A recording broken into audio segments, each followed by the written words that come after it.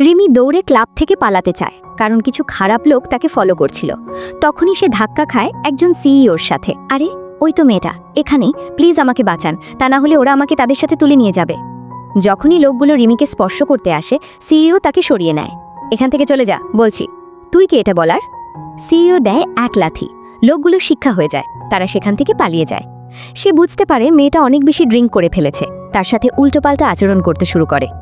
ছেলেটা তাকে উঠিয়ে তার বাসায় নিয়ে আসে, কারণ তার পক্ষে একা বাসায় যাওয়া সম্ভব ছিল না। পরদিন সকালে ঘুম ভাঙতেই রিমি নিজেকে দেখে অনেক বেশি লজ্জা পায়। ছেলেটা ঘুম থেকে ওঠার আগেই সে সেখান থেকে পালিয়ে যায়। মেয়েটা এটা ভেবে কাঁদতে থাকে যে তার দাদি আর এই পৃথিবীতে বেশি দিন নেই। ডাক্তার তাকে বলছিলেন তিনি এখন ক্যান্সারের 2 নাম্বার স্টেজে আছেন। তখনই তার মা লাঠি নিয়ে আসেন। হারামজাদি, এখানে বসে কি করছিস? দোকানের অর্ডারগুলো কে দিয়ে আসবে? ভালো করে সবকিছু দেখে নিবি আর সময়ের আগেই পৌঁছে দিবি সব। মেয়েটা চলে আসে বড় একটা কোম্পানিতে খাবার নিয়ে, কিন্তু গার্ড তাকে ঢুকতে দেয় না। এখানে কি চাই তোমার? না মানে এই পিঠাগুলোর অর্ডার ছিল।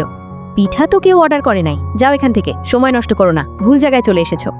এই বলেই সে মেয়েটাকে ধাক্কা দেয়। যখনই সে পড়ে যেতে লাগে, কেউ একজন তাকে আটকায়। এটা আর কেউ না, ওই সিইওই, যার বাড়িতে সে এক রাত কাটিয়েছিল। পার্ট 2 দেখতে চাইলে লাইক ও সাবস্ক্রাইব করো এবং কমেন্টে পার্ট 2 লেখো।